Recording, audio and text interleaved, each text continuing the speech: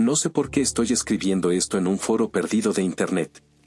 Tal vez sea porque no tengo a quien contárselo, o porque necesito exorcizar este peso que me aplasta desde hace meses. Escribirlo, aunque sea en un lugar anónimo, parece la única forma de darle sentido a lo que viví. No espero que me crean, pero necesito sacarlo de alguna manera. Aquí va mi historia, completa, con todos los detalles que aún me persiguen, aunque ahora, al contarla, me doy cuenta de que hay más que debo desentrañar, más momentos que necesito revivir para entender cómo llegué hasta aquí. Mi nombre es Erik Pinte. Fui inspector de policía en un pequeño pueblo al norte de Noruega, un lugar donde los inviernos son largos, oscuros y el sol apenas asoma durante meses, dejando un cielo perpetuamente gris que pesa sobre los hombros de todos. Hace 3 meses me obligaron a dejar el cargo.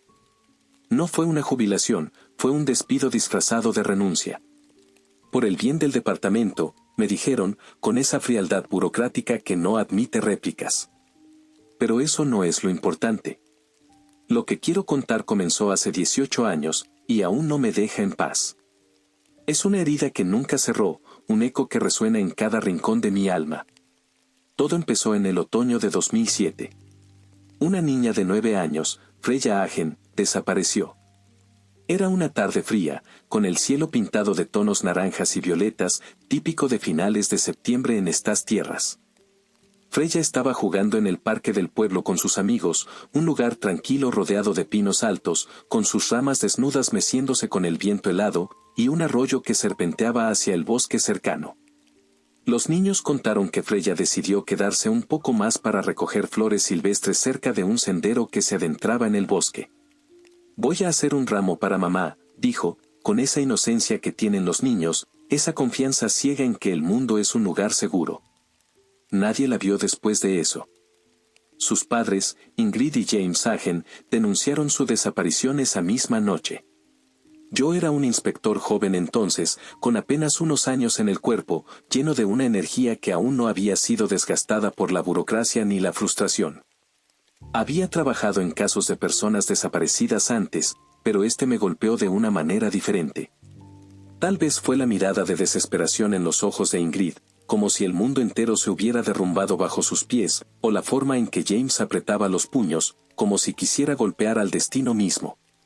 Organizamos una búsqueda masiva, había voluntarios, perros rastreadores, drones primitivos para la época que apenas podían captar imágenes granuladas.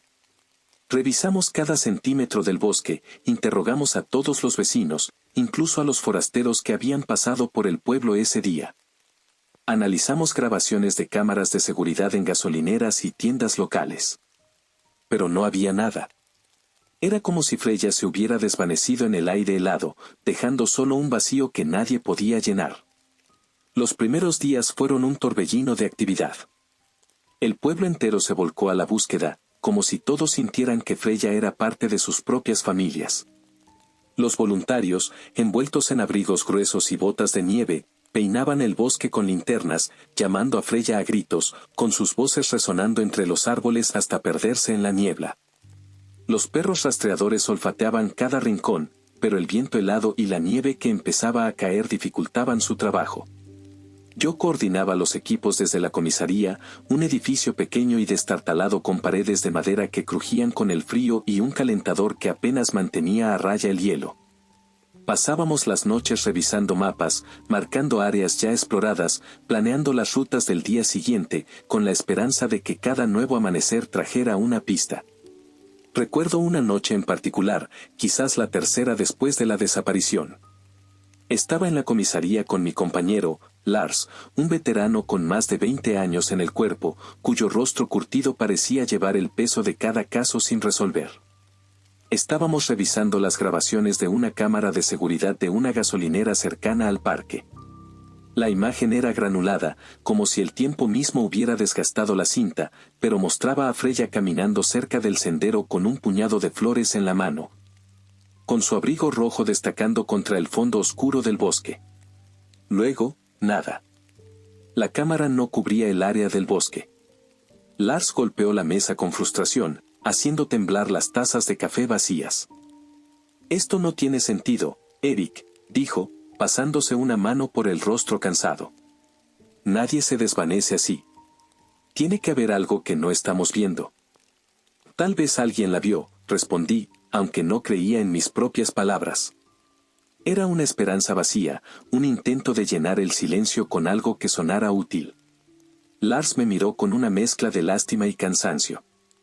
En este pueblo, todos se conocen.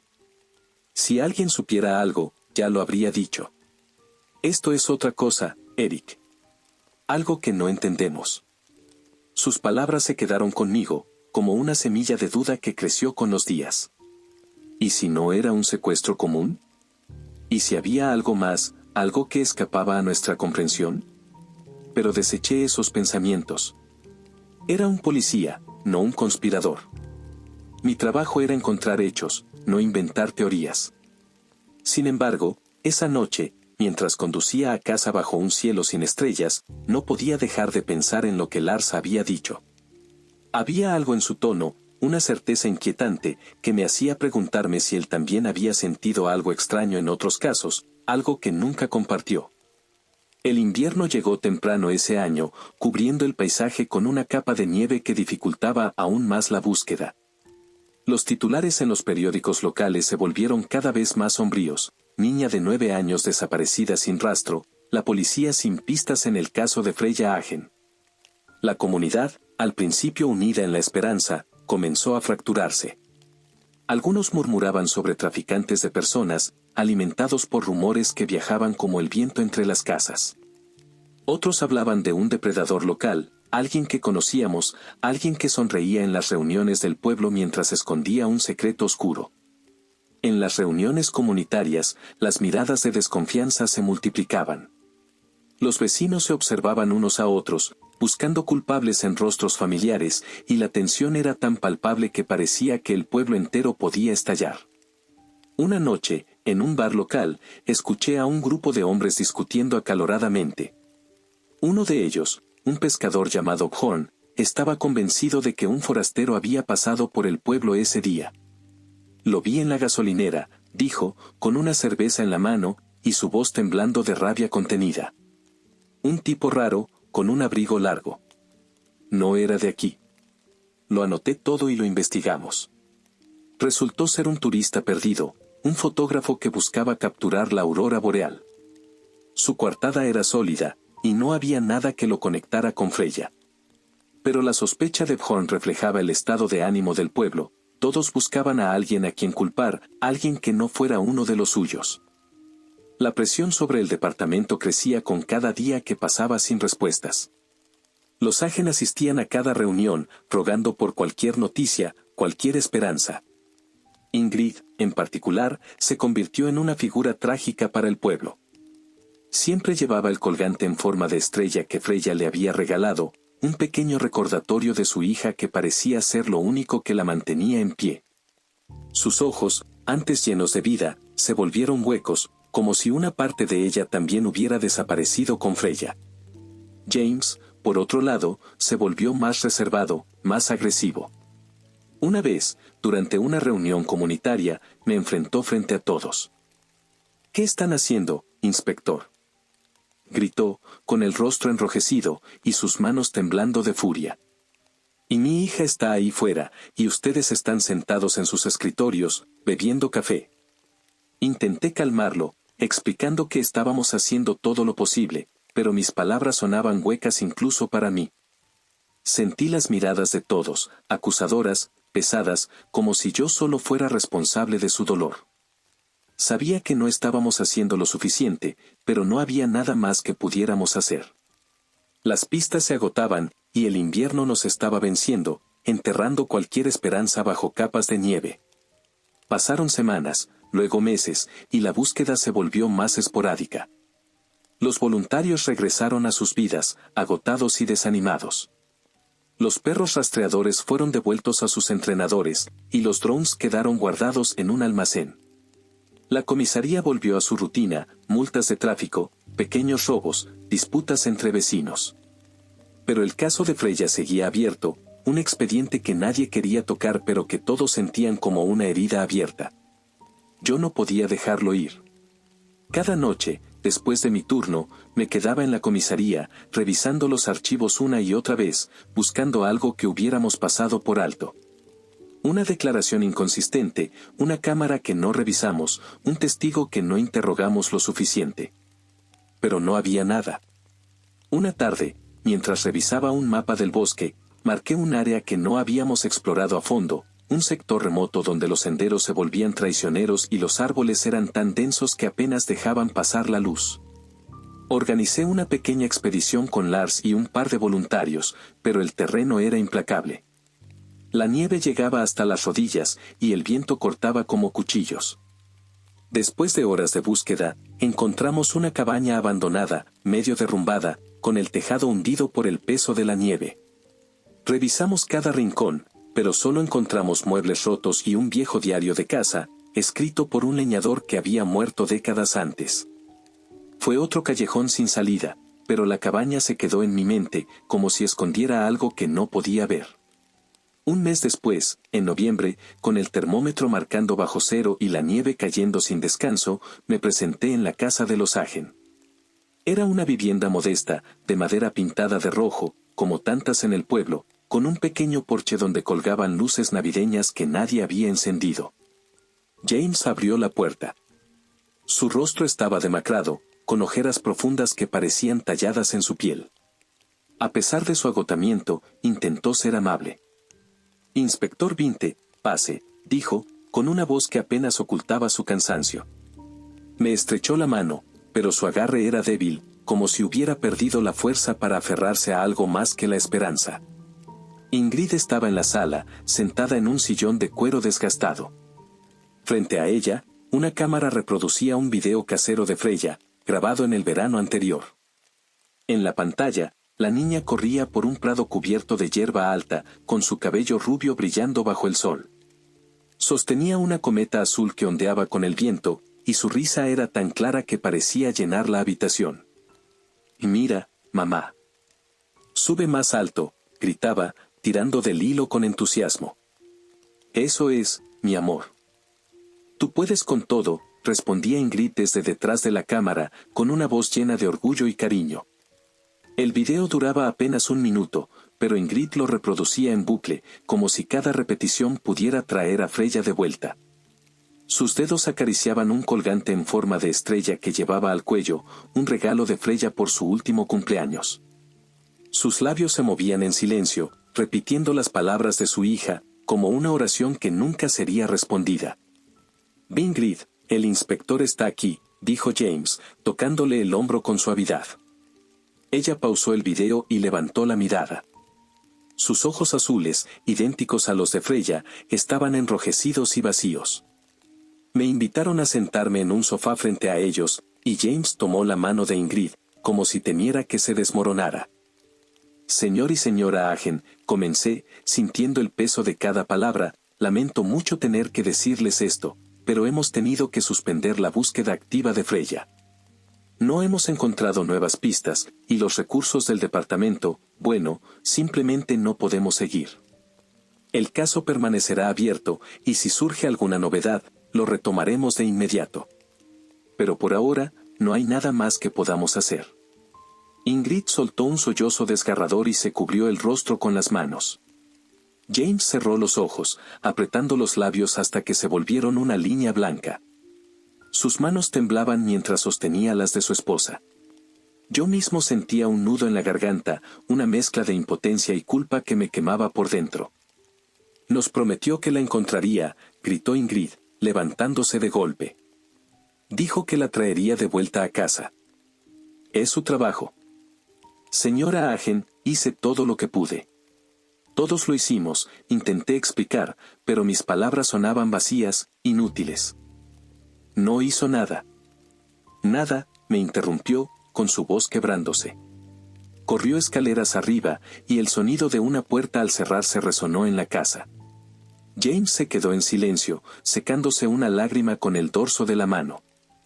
«Será mejor que se vaya, inspector», dijo, sin mirarme. No supe qué responder. Asentí, me levanté y salí. Cuando cerré la puerta detrás de mí, escuché el llanto de James, un sonido crudo y desgarrador que me siguió hasta el coche. Ese día, algo en mí se rompió. Nunca olvidé la mirada de Ingrid, ni la forma en que James intentó mantenerse fuerte, aun cuando estaba destrozado. El caso de Freya no solo afectó a los Hagen, también me cambió a mí. Empecé a tener pesadillas, imágenes de Freya corriendo por el bosque, perseguida por sombras que no podía distinguir. Me despertaba sudando, con el corazón acelerado, incapaz de volver a dormir. Mi vida personal comenzó a desmoronarse. Mi esposa, Anna, notó el cambio. Solía ser una persona optimista, alguien que encontraba alegría en las pequeñas cosas, un café caliente, una caminata por el bosque, una noche tranquila en casa. Pero después de Freya, me volví distante, obsesionado. Anna intentó ayudarme, pero yo no podía hablar de ello. ¿Cómo explicas que un caso te está consumiendo desde dentro? Beric, tienes que dejarlo ir, me dijo una noche, mientras cenábamos en silencio. No puedes cargar con el peso del mundo. No es el mundo, Anna, respondí, con más brusquedad de la que pretendía. Es una niña. Una niña que no encontramos. Ella no respondió, pero su mirada decía suficiente. Al final, nuestra relación no resistió. Anna se fue 2 años después, llevándose consigo la poca estabilidad que me quedaba. Me sumergí aún más en el trabajo, tomando casos menores, cualquier cosa que me mantuviera ocupado. Pero Freya siempre estaba ahí, en el fondo de mi mente, como un eco que no podía silenciar. Los Hagen nunca se recuperaron. James comenzó a beber, y 5 años después murió en un accidente de coche. La investigación reveló que su nivel de alcohol en sangre era 3 veces el límite permitido. Ingrid se quitó la vida 1 año después, dejando una nota que simplemente decía, no puedo seguir sin ella. Para ellos, yo siempre fui el inspector que les falló, el hombre que no trajo a su hija de vuelta. Los años pasaron, pero el caso de Freya nunca dejó de perseguirme. Me convertí en un hombre solitario, alguien que evitaba las reuniones sociales y prefería la compañía de los archivos polvorientos de la comisaría. Me volví conocido en el pueblo como el inspector de Freya, un título que no era un cumplido, sino una acusación tácita. Cada aniversario de la desaparición, los periódicos locales publicaban un artículo recordando el caso, con titulares que parecían escritos para reabrir la herida, 10 años sin Freya, ¿dónde está la justicia? Yo los leía en silencio, sintiendo el peso de cada palabra. En 2012, un nuevo jefe llegó a la comisaría, un hombre joven de Oslo con grandes ideas sobre modernizar el departamento. Revisó los casos abiertos y decidió que el de Freya debía cerrarse oficialmente. No hay nada más que hacer, Vinte, me dijo, con esa arrogancia que tienen los que nunca han sentido el verdadero peso de un caso sin resolver. Me negué a firmar el cierre, lo que me valió una advertencia formal. Pero no me importaba. Sabía que cerrar el caso sería como enterrar a Freya una segunda vez. En mi tiempo libre, comencé a investigar por mi cuenta. Visité el parque donde Freya desapareció, caminando por los senderos cubiertos de nieve, buscando cualquier cosa que hubiéramos pasado por alto. Hablé con antiguos vecinos, algunos de los cuales habían dejado el pueblo, otros que apenas recordaban los detalles. Incluso contacté a un experto en personas desaparecidas de Oslo, un hombre que había trabajado en casos similares. Me dijo que, después de tanto tiempo, las probabilidades de encontrar a Freya viva eran casi nulas. A veces, lo mejor que puedes hacer es aceptar que no tendrás respuestas, me dijo. Pero yo no podía aceptar eso. En 2017, durante una tormenta de nieve, volví a la cabaña abandonada que habíamos encontrado años antes. Había algo en ese lugar que me inquietaba, una sensación de que escondía más de lo que parecía. La cabaña estaba aún más deteriorada, con el tejado completamente colapsado y las paredes cubiertas de musgo.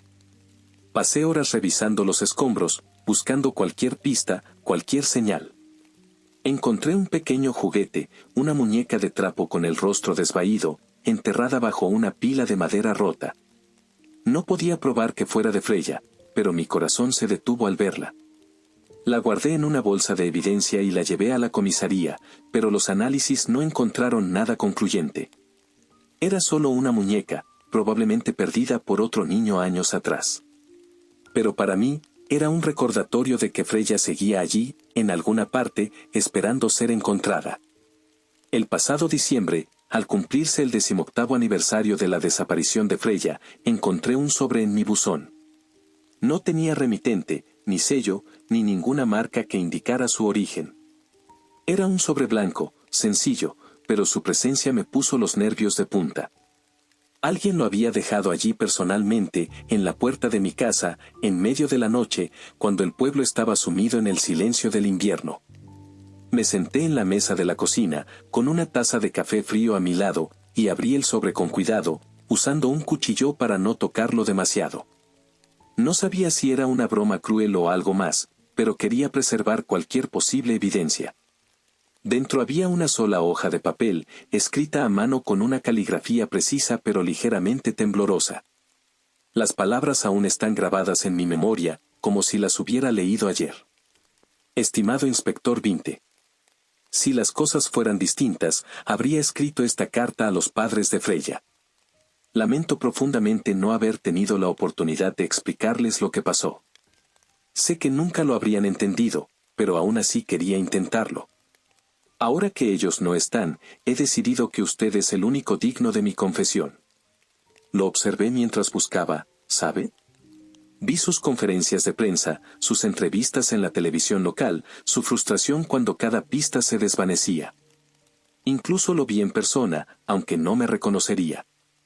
Fui solo un rostro más en una cafetería, en la fila de una tienda, en la calle cubierta de nieve. Pero yo sí lo veía, Inspector Vinte. Siempre lo veía. Ya lo habrá deducido, pero yo soy quien se llevó a Freya hace 18 años. Recuerdo cómo la convencí para que se acercara a mi coche, con la promesa de mostrarle un cachorro. Recuerdo su rostro, su curiosidad. Quiero que sepa que nunca la toqué de forma indebida. Eso debe quedar absolutamente claro. En el reverso de esta carta hay unas coordenadas. Sígalas, y encontrará respuestas. Pero si avisa a la policía, perderá la única oportunidad de hacer justicia por Freya. No habrá más juegos, ni más misterios. Es hora de que sepa por qué hice lo que hice. Atentamente. Un eco del pasado. Leí la carta una y otra vez, sentado en la penumbra de mi cocina. Mi corazón latía con fuerza, y una mezcla de incredulidad, rabia y miedo me recorría el cuerpo. Había dos posibilidades: o el culpable de la desaparición de Freya realmente me había enviado una confesión, o alguien estaba jugando conmigo, manipulándome con una crueldad que apenas podía imaginar. No sabía cuál era peor. Di vuelta al papel y vi las coordenadas, escritas con la misma caligrafía. Mi primer instinto fue llamar a la comisaría, reportarlo todo y dejar que el sistema siguiera su curso. Pero entonces pensé en lo que podría hacer si encontraba al culpable yo solo. Ya no era policía, no tenía placa ni restricciones. Podía enfrentarlo cara a cara, sin testigos, sin nadie que me detuviera. Podía hacer lo que la justicia no siempre permite. Antes de salir, revisé mi equipo con cuidado. La pistola, una vieja Glock de mis días en el cuerpo, estaba en una caja fuerte en mi armario. La saqué, comprobé el cargador y la guardé en mi cinturón. También tomé una navaja de caza, una linterna potente y un teléfono de repuesto, por si acaso. Me puse un abrigo grueso, botas resistentes y un gorro de lana. Sabía que el bosque sería implacable, especialmente en diciembre, cuando las temperaturas podían caer por debajo de los menos 20 grados centígrados. Mientras conducía hacia el lugar indicado por las coordenadas, pensé en todas las veces que había revisado los archivos del caso de Freya. Durante años, había vuelto a ellos en secreto, incluso después de que el caso se enfriara. Había leído cada informe, cada declaración, cada nota garabateada por mis colegas. Había visitado el parque donde Freya desapareció, buscando algo que hubiéramos pasado por alto. Incluso había entrevistado a testigos años después, esperando que un nuevo recuerdo surgiera. Nada. Y ahora, esta carta. ¿Era la respuesta que había buscado durante tanto tiempo, o una trampa? El trayecto fue una mezcla de adrenalina y furia. Mis manos apretaban el volante con tanta fuerza que los nudillos se me pusieron blancos. La carta resonaba en mi mente, especialmente la parte en que hablaba de haberme visto en persona. ¿Cuántas veces había pasado junto a ese hombre sin saberlo? ¿En la panadería? ¿En la gasolinera? ¿En el mercado del pueblo? La idea me ponía enfermo. No era solo la confesión, era la arrogancia, la forma en que parecía burlarse de mí, de mi fracaso. El mapa me llevó a un sendero de tierra cubierto de nieve, apenas visible bajo la luz de los faros. Aparqué el coche y salí, con la linterna en una mano y la pistola en la otra. El bosque estaba en silencio, un silencio pesado, como si el mundo contuviera el aliento. La nieve crujía bajo mis botas, y el aire helado me cortaba la piel.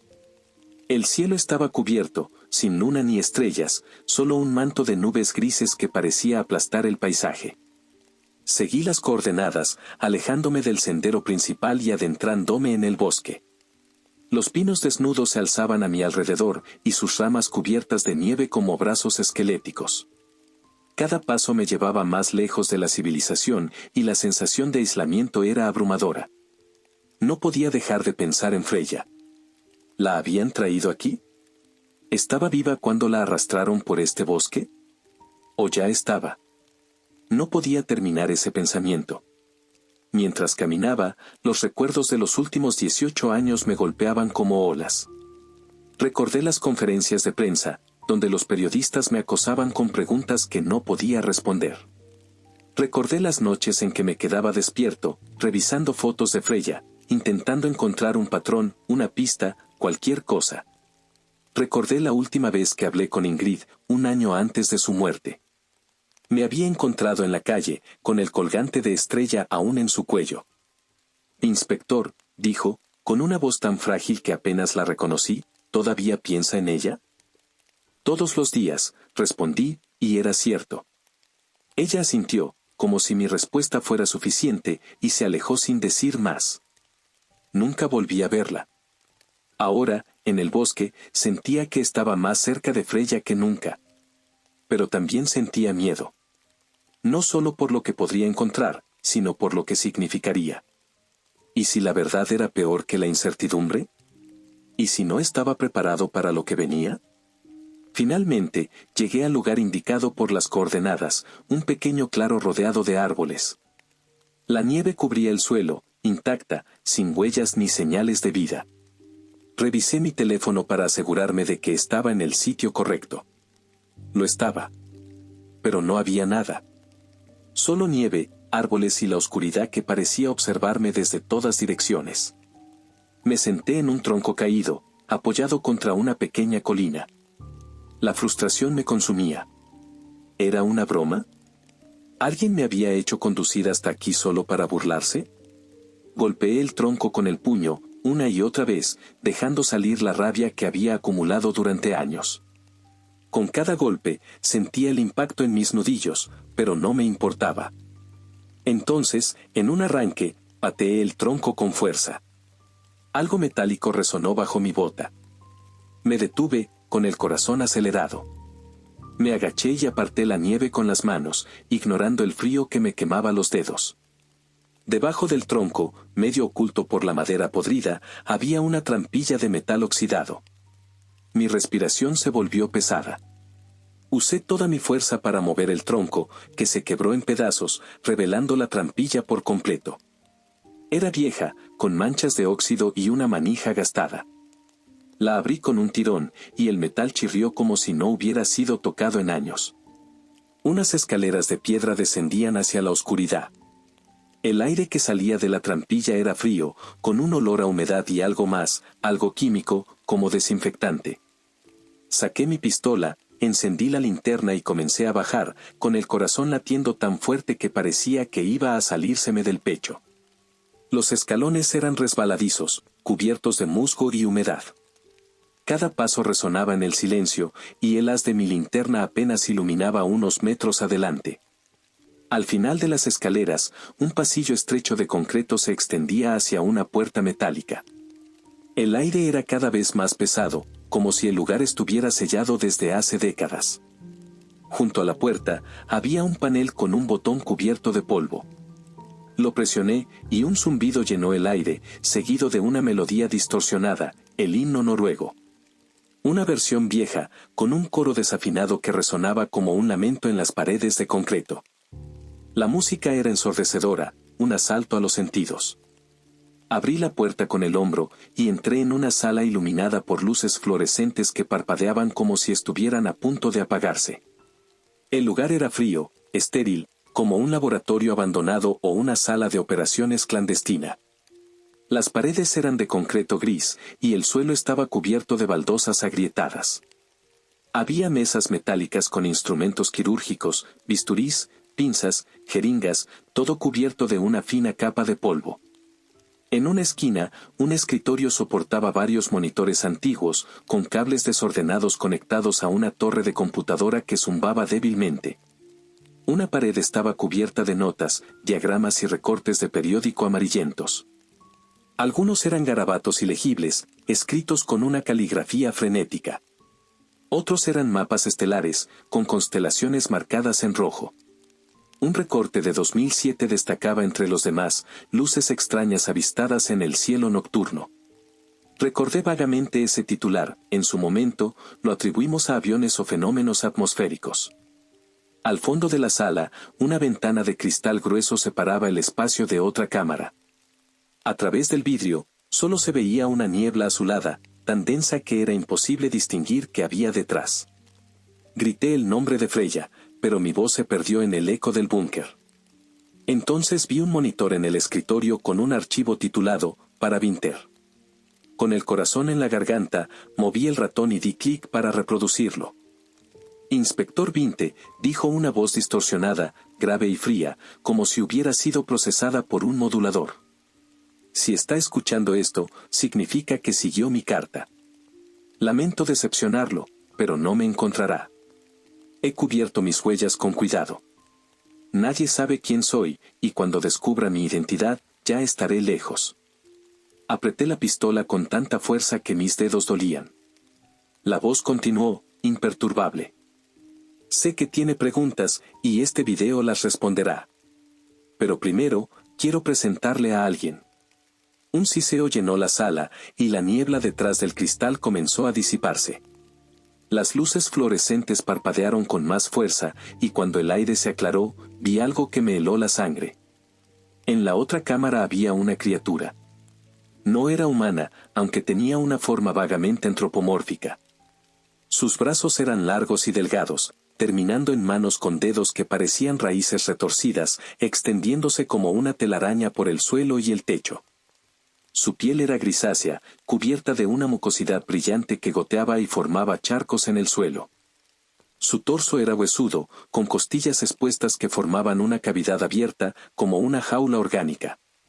Y dentro de esa cavidad, envuelto en una red de tejido viscoso, estaba el cuerpo de una niña. Era Freya. Su cabello rubio, ahora opaco y pegajoso, colgaba sobre su rostro. Su piel estaba pálida, casi translúcida, con venas oscuras visibles bajo la superficie. Su cuerpo era frágil, como si estuviera a punto de desmoronarse. Pero entonces, uno de sus ojos se abrió. Un ojo azul, inyectado en sangre, que me miró por un instante antes de cerrarse de nuevo. Estaba viva. Inspector Vinte, continuó la voz, le presento al visitante. No sé si ese es su verdadero nombre, pero así se refirió a sí mismo cuando llegó a mí. Solté un grito ahogado, presionando mi mano contra el cristal.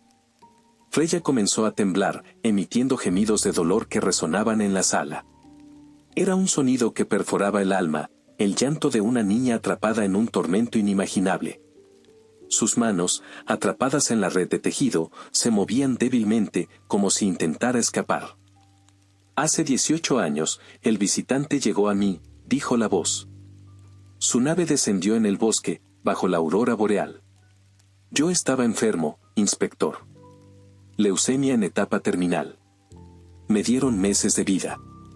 Pero el visitante me curó. Detuvo la enfermedad al entrar en mi cuerpo, me dio años que no debía tener. Miré a mi alrededor, buscando desesperadamente una forma de entrar en la cámara. Golpeé el cristal, pero era demasiado grueso. No había puertas, ni paneles, ni nada que me permitiera alcanzarla. Freya estaba completamente sellada. El visitante secreta un compuesto que puede curar cualquier enfermedad, dijo la voz. Con su ayuda, he estado trabajando en replicarlo. Imagínese un mundo sin cáncer, sin dolor, sin muertes prematuras. Pero había un precio. El visitante no quería dinero ni poder. Quería un niño, un huésped joven. Sentí náuseas. La bilis subió a mi garganta y tuve que apoyarme en una mesa para no caer. La voz seguía hablando, fría y calculadora. Se alimenta de ella.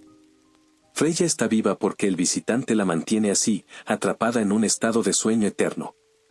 Su mente está viva, soñando futuros que nunca tendrá. Si la separas de él, morirá. Y el visitante también. Me acerqué al cristal, con lágrimas quemándome los ojos. Freya abrió los ojos de nuevo, y esta vez nuestras miradas se cruzaron. Había terror en sus ojos, pero también algo más. ¿Una súplica? ¿Resignación? No podía soportarlo. Golpeé el cristal con el puño, gritando su nombre, pero no hubo respuesta. No soy un monstruo, inspector, dijo la voz, con un tono que resumaba arrogancia. Gracias a Freya, he encontrado la cura. En unos años, el mundo estará libre de enfermedades. Un niño por millones de vidas. Es un sacrificio necesario.